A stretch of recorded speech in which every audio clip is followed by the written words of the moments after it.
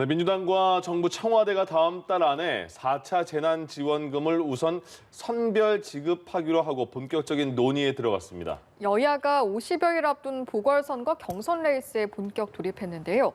관련 정치권 이슈들 박수현 더불어민주당 홍보소통위원장, 윤기찬 국민의힘 법률위원회 부위원장과 함께 짚어보도록 하겠습니다. 네, 두 분 어서 오십시오. 안녕하십니까. 예.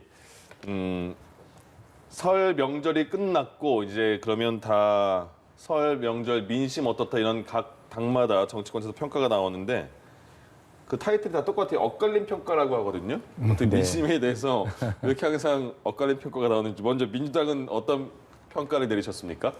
그러니까 늘 명절만 끝나면 이런 민심 평가를 이야기를 하는데 네. 민심은 하나인데 왜 평가는 둘일까? 그러니까요. 이것이 늘 궁금했어요. 네. 근데 이번에 민심 평가는 여야가 서로 다를 리가 없다고 생각합니다. 네. 매우 국민들께서 고통스럽고 지쳐 있고 미래에 대한 희망이 없다라고 하는 이런 말씀들을 하시죠. 그러면서도 어쨌든 이 정말 이제 올 만큼 왔지만 이제 백신과 이제 치료제 이것들이 이제 보급이 되고 접종을 하기 시작하면서 이제 탈출할 때가 되지 않았느냐라고 하는 희망도 동시에 가지고 계신 것이거든요. 예.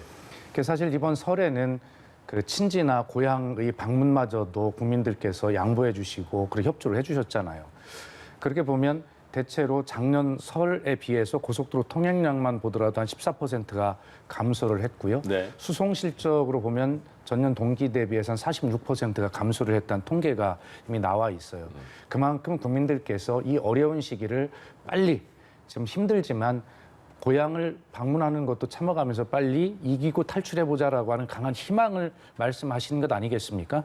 예. 그래서 어쨌든 이번 2월 임시국회에는 이런 국민의 여망을 받들어서 빨리 4차 재난지원금 이런 문제들 여야 간에 머리를 맞대고 빨리 협의해서 국민께 더 희망을 드리는 그런 설 이후의 어떤 정치권의 모습을 보여드려야 되겠다 이런 생각이 듭니다.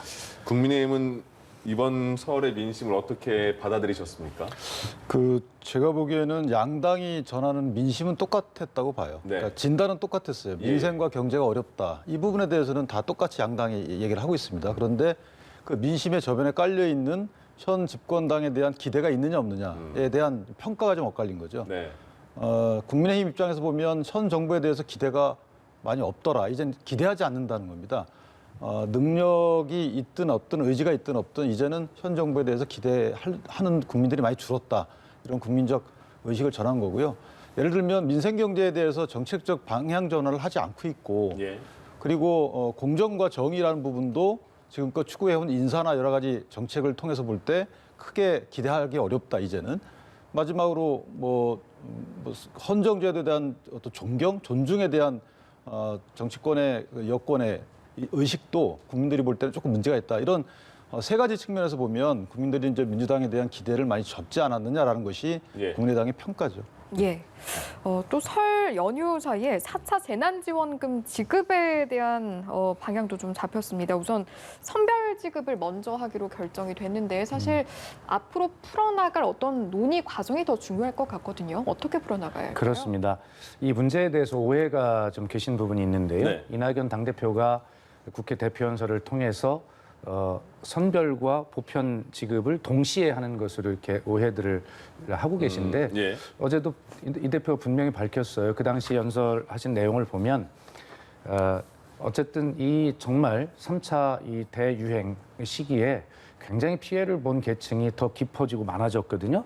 여기를 더 충분하게 두텁게 지원해야 되는 거 맞죠?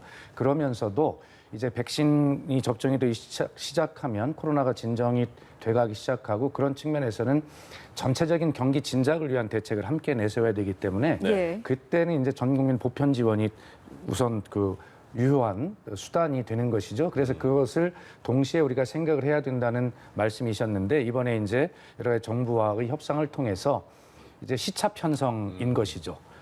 두 가지를 다 해야 되는데 그것을 동시에 지급하느냐 또 동시에 편성하느냐 이런 문제였는데 결과적으로는 지금 말씀하신 대로 그 선별 지원을 위한 예산을 먼저 편성을 하고 그다음에 코로나 방역 상황에 따라서 전 국민 경기 진작을 위한 그 재난지원금도 별도로 추가 논의하게 되는 그런 것입니다. 예.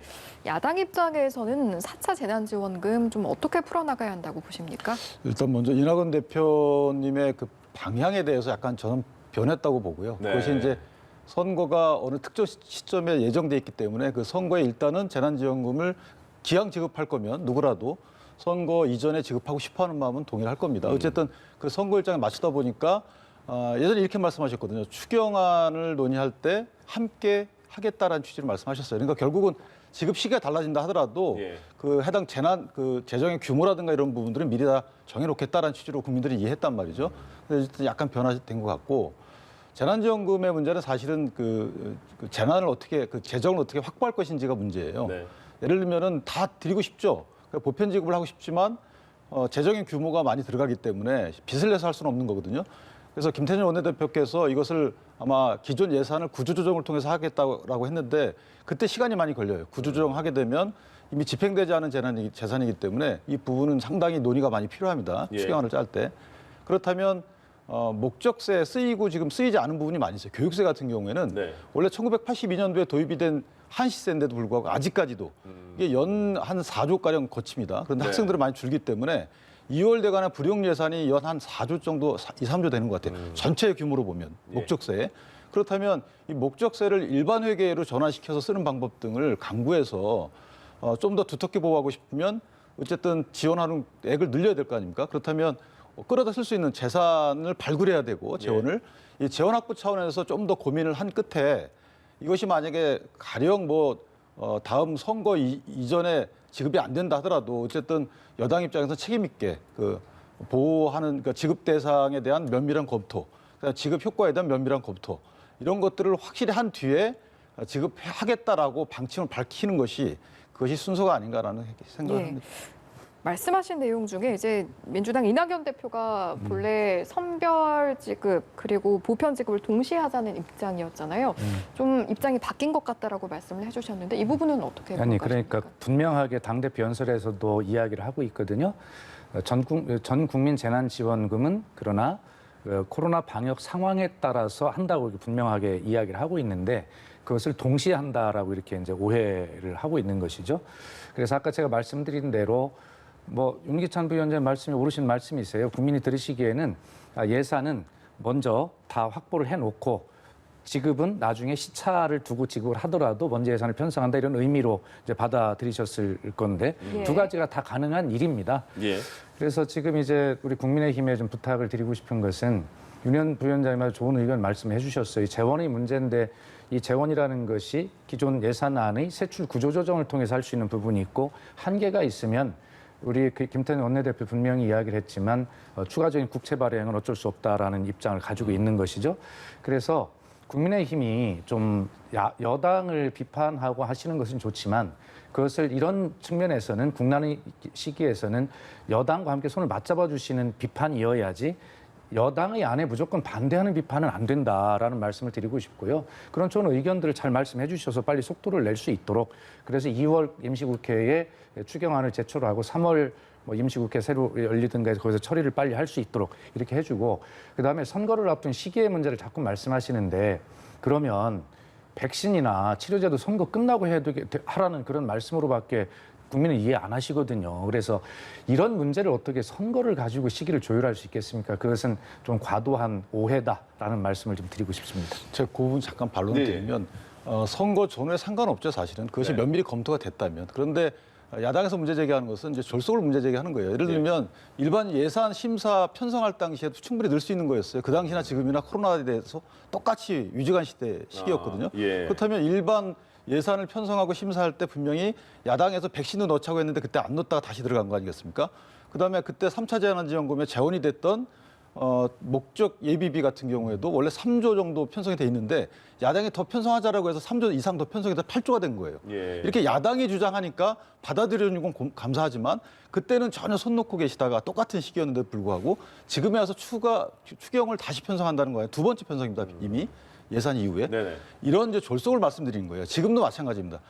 선거 기준일 전후를 따지자는 게 아니고 이 추경안을 갖다가 편성하기 이전에 기존 예산을 구조조정해야 되니 이 구조조정하는 과정이 굉장히 어렵다. 예. 그러니까 정부를 압박해서 대충 하는 구조조정 말고 치밀하게 하자는 겁니다. 그래서 이것이 지급이 선거 이후에 된다 하더라도 국회나 이 정부 입장에서 보면 국민의 위임을 받아서 하는 거 아니겠습니까? 그러니까 그 한 톨의 돈이라도 알뜰하게 쓰자 이런 측면에서 보면 선거 대비해서 임시로 막 지원하지 말고 충실히 심사하자 이런 취지로 드린 말씀입니다. 그럼 시기에 대해서는요. 혹시 심사가 잘 된 상태에서는 선거 전이라도 지급하는 것이 뭐 국민을 위해서 하는 거겠지만 국민의힘 쪽에서는 이거는 선거용이다라는 생각은 계속 갖고 계시는 겁니까? 그러니까 시점을 지금 그 김태년 원내대표님도 3월 말경에 늦어도 지급하겠다라고 네. 말씀하시잖아요. 그런데 보세요. 2월 달에 임시국회도 지금 이제 2월 28일 날 끝납니다. 예. 근데 2월 9일부터 2월 25일까지가 휴회 기간이에요. 이때 의회가 열리지 않아요. 의원님들이 다 없어요. 네. 그러면 2월에 언제 심사해가지고 3월 말에 언제 지급하고 그 이전에 편성될 예산을 구조조정하는 것은 언제 하죠? 그러니까 국회 일정을 감안하면 사실은 너무 촉박하단 말이죠. 그러니까 이렇게 특정 시점을 기준으로 하지 말고 예. 여야가 합의해서 주원영 대표 그런 말을 했잖아요. 여야정 그 협의체를 꾸려서 심사하자. 그 여야정 협의체 꾸려서 착실히 심사한 이후에 하면 돼요. 만약에 그게 늦어지게 되는 것이 야당의 발목 잡기 탓이다라면 야당이 정치적 부담을 지는 것이거든요. 네. 그래서 충실한 심사를 위해서 기한을 정해놓지 말고 여야정 협의체를 구성해서 심사를 하자라는 것이 야당의 주장입니다. 네, 그 말씀 뭐 100% 동의하고 좋으신 제안이에요. 아까 부위원장님 말씀하신 대로 1, 2차 재난지원금을 편성할 때라든가 그 과정에서 야당의 아주 건설적인 제안들이 많이 받아들여졌고 그 고맙게 생각을 하고 저도 방송에서 여러 차례 그런 의사를 표시했었거든요. 네.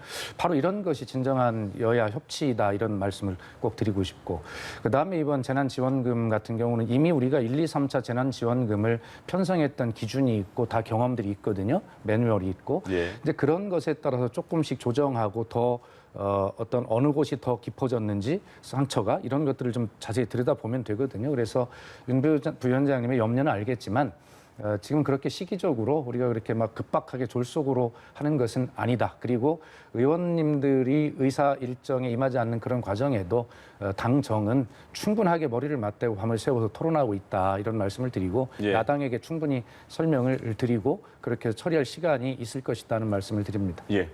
문재인 대통령도 설 연휴에 청와대에 머물면서 국정 구상을 했겠죠. 그리고 계속 나오는 얘기가 총리가 이번에 개각이 또 다시 될 거 아니냐. 정세균 총리가 이제 대권 도전도 할 것 같은 그 가능성이 나오면서 총리 사퇴 가능성 또 경제라인 교체 이런 얘기도 나오는데 어떻습니까? 그래서 뭐 제가 말씀드릴 성격은 아닌 것 같은데 네. 그래도 일반적으로 예상을 해보면 정세균 국무총리께서 아마 그 대권 도전의 개인적인 꿈을 가지고 있는 것은 여러 언론을 통해서 잘 알려져 있는 사실이기 때문에 네. 예, 그걸 위해서는 사실 이제 총리를 사직해야 될 시점이 점점 오고 있는 것은 맞지요.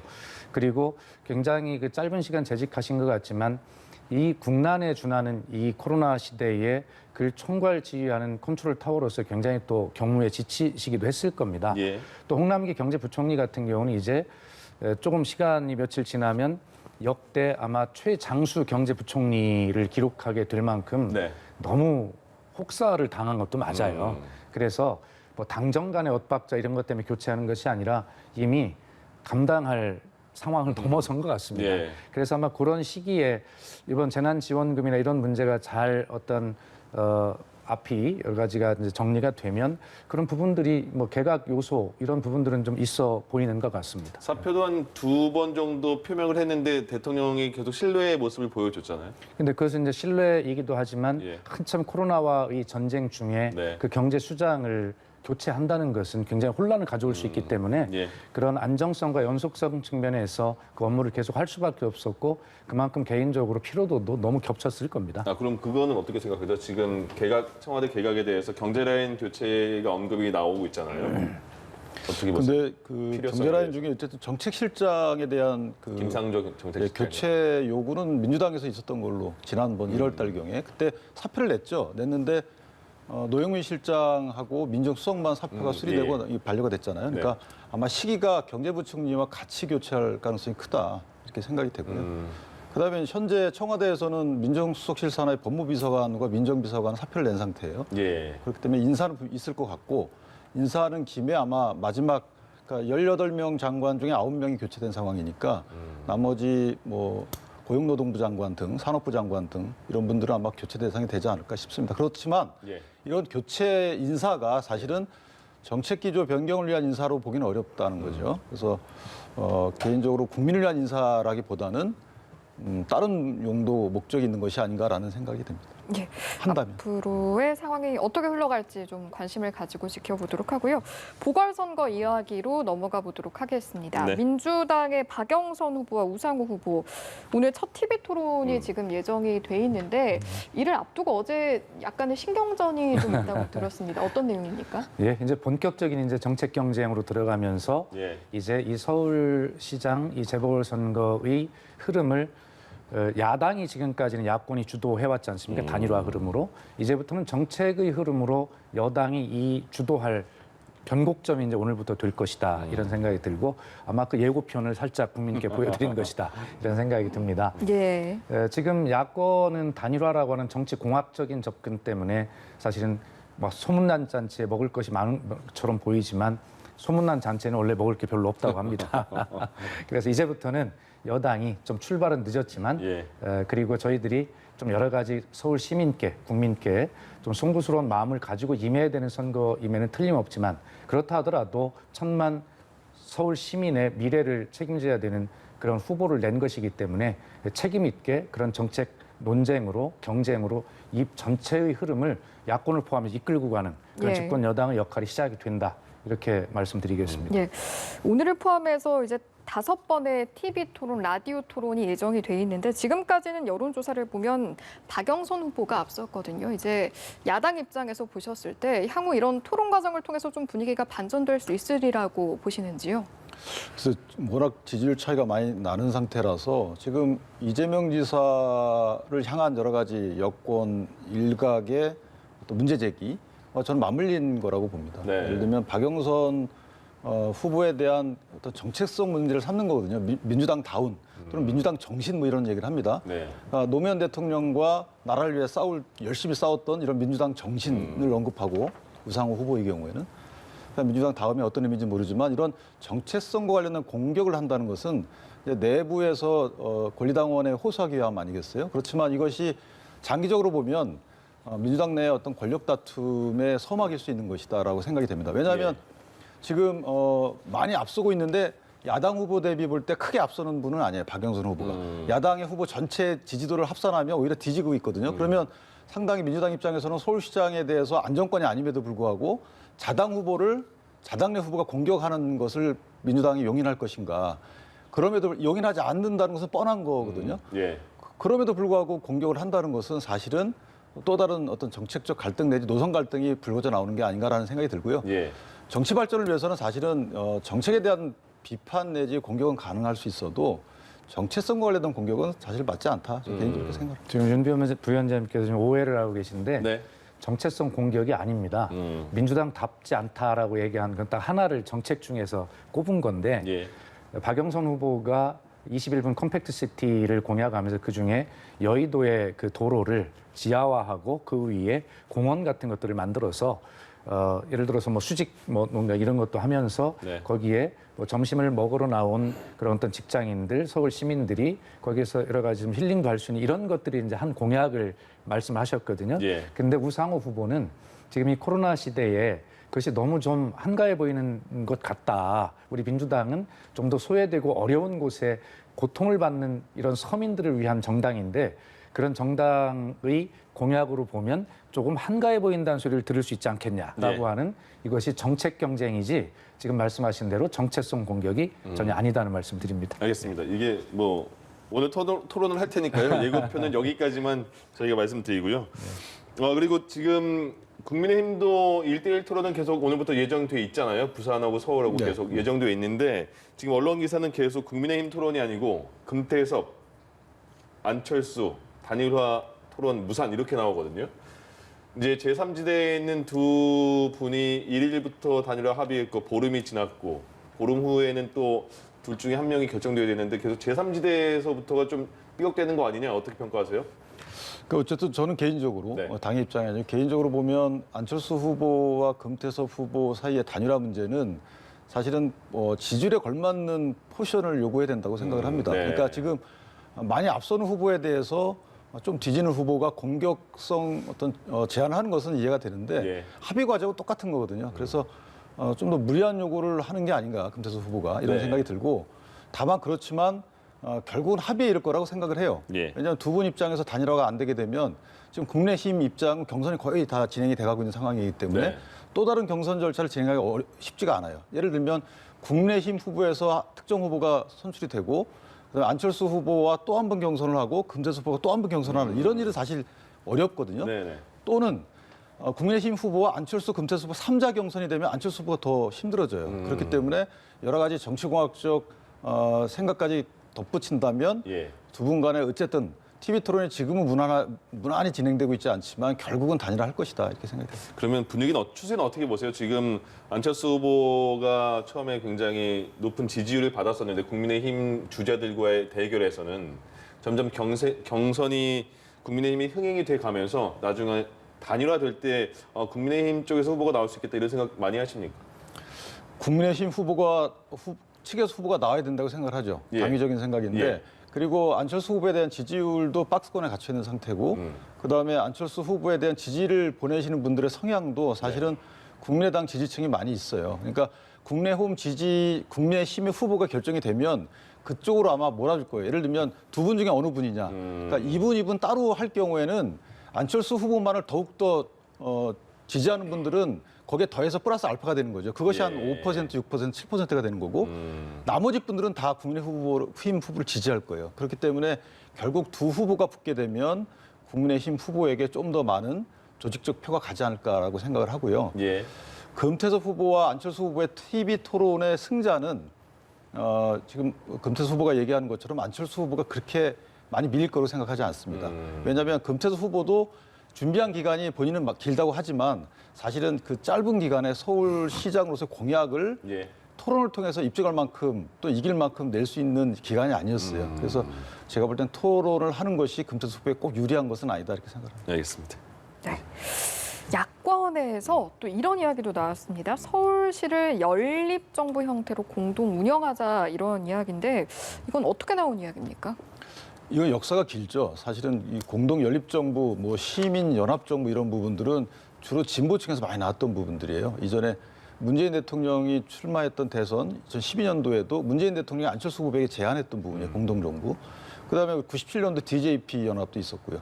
근데 이 부분이 나온 문제는 뭐냐면 실제 단일화 과정에서 입당하거나 아니면 지지 연대 이런 식의 단일화는 사실은 그 이후에 단일화의 성과가 그렇게 구체화되지 않더라 이런 부분이 있는 거죠. 예. 심지어는 지지 처리하는 경우도 있잖아요. 그러니까 단일화의 효과를 담보하기 위한 방법을 했다라고 오세훈 후보는 밝히고 있고 그다음에 나경원 후보의 경우에는 구체적인 말씀을 하지 않지만 어쨌든 이 부분에 대해서 또 받아들이고 있고 네. 안철수 후보는 애당초에 얘기를 하셨고 그렇기 때문에 연대나 지지선언 등과 같은 불확실한 단일화 효과보다는 공동정부 구성이라는 실질적인 단일화 효과를 담보하는 방법으로 가는 게 맞겠다라는 그런 고민에서 나오는 것이라고 생각합니다. 예, 민주당에서는 여기에 대해서 서울시가 야권 후보들의 사적 소유물이 아니다 이런 입장을 내놓았는데 어떤 의견이십니까? 예, 뭐 굳이 뭐 그렇게 야박하게 평가를 벌써 할 필요는 없다고 생각을 하고요. 네. 어차피 안 될 겁니다. 예. 아, 그래요? 예, 사실은 그 DJP 연합 말씀을 하셨어요. 그것이 가능했던 것은 김대중 대통령께서 정말 전폭적으로 전격적으로 김종필 전 총재에게 인사권까지를 완벽하게 양보를 했기 때문에 연립정부가 가능했던 것이고 네. 그나마도 나중에는 사실은 이제 깨지지 않았습니까?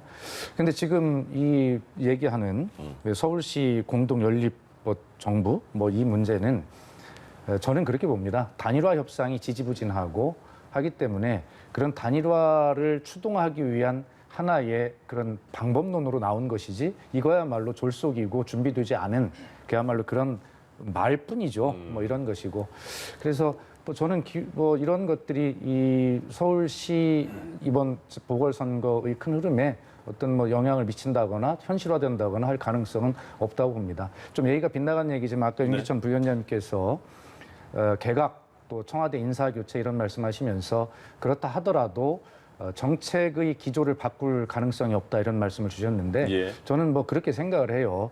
야당에서 집권당이 어떤 제안을 하시고 함께 보완을 해서 만들어 나가는 그런 수준의 제안이나 조언은 좋지만 다시 말해 집을 예를 들면 어떤 석가래 한두 개를 좀 바꿔라 라고 하는 것은 좋지만 기둥을 뽑아라라고 하는 것은 그건 말이 안 된다고 생각합니다. 그것은 집권 여당에서 책임을 지고 국가를 운영하고 잘했으면 잘한 대로 평가받고 못했으면 책임을 지는 것 아니겠습니까? 그래서 그런 인사에 대해서 말씀을 잘 듣겠지만 정책 기조를 마치 우리가 굉장히 잘못 잡고 있다라고 하는 그런 취지로 시청자들께 들을 수 있기 때문에 그런 과도한 어떤 충고나 조언은 좀 합리적이지 않다 이런 말씀을 드립니다. 그러나 예. 말씀은 잘 듣겠습니다. 예. 제가 한 말씀만. 예, 예. 예, 그러니까 정책 기조 중에 가장 큰 정책 기조가 뭔지는 모르겠어요. 추상적이기 때문에. 다만 부동산 정책과 관련돼서 하나만 예를 들면 세금을 많이 부과하는 거잖아요. 그다음에 대출을 막는 거. 집 사는 실구매자에게 대출을 하지 못하게 9억 원 초과 주택에 대해서 이 부분 누누이 야권에서 이걸 풀자라고 주장했어요. 왜냐하면 집을 대출을 통해서 살 수 있어야지만 이 집에 대한 수요가 그만큼 줄어드는 거거든요. 예. 전세가 줄고 하는 것인데 이 부분에 대해서 지금 청와대나 민주당에서는 받아들이고 있지 않기 때문에 이런 구체적인 부분을 말씀드리고 그다음에 여야 간의 단일화 부분과 관련돼서 경선을 통한 단일화 부분도 있지만 연립정부와 관련된 단일화는 협상을 통한 단일화의 방법이 가능할 수 있는 방법이죠. 네. 그러니까 협상을 통해서 단일화 할 수 있으려면 뭔가 있어야 되고 그 바탕에 이제 공동정부 내지 공동시정을 구성하자 이렇게 제안하는 것입니다. 공동시정은 예를 들면 뭐 시장, 정무부 시장 이렇게 나눈다는 걸까요? 그렇죠. 뭐 각기 담당 분야를 나눠서 예. 그쪽에 추천을 받고 그런 분들로 하자는 거죠. 물론 검증은 똑같이 합니다만 예. 인사 추천권을 아마 참여하는 분에게 드리는 게 아닌가라는. 가능성은 있다고 보시는 건가요? 저는 개인적으로 지금 유력 주자들이 다 반대하지 않고 있기 네. 때문에 협상을 통한 단일화로 갈 경우에는 이것이 전제되는 것이 아닌가라는 생각을 하게 됩니다. 알겠습니다. 마지막으로 이제 여권의 잠룡으로 대권 주자 이재명 지사는 기본소득론을 주장하고 있고 이게 계속해서 이낙연 대표하고 어느 정도 결이 좀 다른 게 아니냐 이런 게 계속 부딪히지 않나 지금 현재 계속 거기서 임종석 전 비서실장도 거기서 공격을 하고 있는 것 같고 이런 지금 이런 부딪힘은 어떻게 보십니까? 아마 제가 어떤 입장을 뭐 공식적 입장이 아니라 개인적 입장으로 좀 말씀을 드려보면 이런 겁니다. 기본소득이라고 하는 이런 문제를 가지고 아마 언젠가는 모르지만 우리가 이상적으로 그렇게 가야 될 것 아니냐라고 하는 민주당의 당원이라면 민주당은 그런 어떤 가치와 비전을 가지고 있는 거 맞지요. 네. 이재명 지사가 말씀하시는 기본소득이라는 것이 틀렸다고 이낙연 지사나 임종석 실장이 이야기하는 것이 아니라 예. 그런 것들로 나아가기 위한 과정과 준비들이 있어야 되는 것이다라고 하는 이야기를 하고 있는 것이고 그래서 결이 다르다고 하는 것은 좀 맞지 않는 말씀이고요. 네. 이낙연 대표만 해도 어제 그렇게 이야기를 했잖아요. 그 이재명 지사도 그 기본소득을 지금 당장 하시자는 것은 아닌 것 같다. 예. 결과적으로 속도와 시기와 준비 말씀을 하신 거지 네. 예. 방향은 결과적으로 다른 방향은 아닐 거라고 생각을 해요. 예. 그래서 임종석 실장도 그 페이스북을 제가 읽어봤더니 끝에 정확하게 이야기를 했어요. 정말 건강한 정책 토론이 이어지길 바란다. 그리고 이런 정책의 토론의 과정을 통해서 보완되고 수정되고 그러면서 현재 우리가 할 수 있는 방향은 가되 할 수 있는 것들이 합의가 되고 실천이 돼야 되는 것 아니겠습니까? 예. 근데 그런 어떤 본격적인 정책 토론과 어떤 논쟁 뭐 이러한 어떤 것들이 시작이 이제 되는 것이죠. 굉장히 예. 재미있게 봐야 될 것 같습니다. 알겠습니다. 그럼 마지막으로 이제 여권의 대권 주자 언급했으니까 야권에서는 국민의힘에서는 아직까지는 그 두드러진 대권 주자 목록이 아직 안 나오는 것 같은데 뭐 재보궐선거 끝나면 바로 나옵니까? 지금도 뭐 캠프라고 평하기는 뭐하지만 사무실 꾸린 분들은 있죠. 예. 유승민 전 의원 같은 예. 경우에 희망 22라고 사무실 하나 꾸려놓고요. 네. 원희룡 제주지사도 아마 움직임이 좀 있는 것으로 그렇게 알고 있습니다. 그래서 두 분이 지금까지는 사실상 드러내놓고 활동을 하시는 분들이에요. 예. 보궐선거 끝나면 이제 더 나오십니까? 보궐선거 끝나면 정계 개편과 맞물려서 여러 가지 대권 주자들의 합종 연행 내지 두드러진 활동이 시작되지 않을까라는 생각을 합니다. 알겠습니다. 오늘 말씀 여기까지 듣겠습니다. 정치권 이슈 박수현 더불어민주당 홍보소통위원장 윤기찬 국민의힘 법률위원회 부위원장 두 분과 함께했습니다. 고맙습니다. 고맙습니다. 예.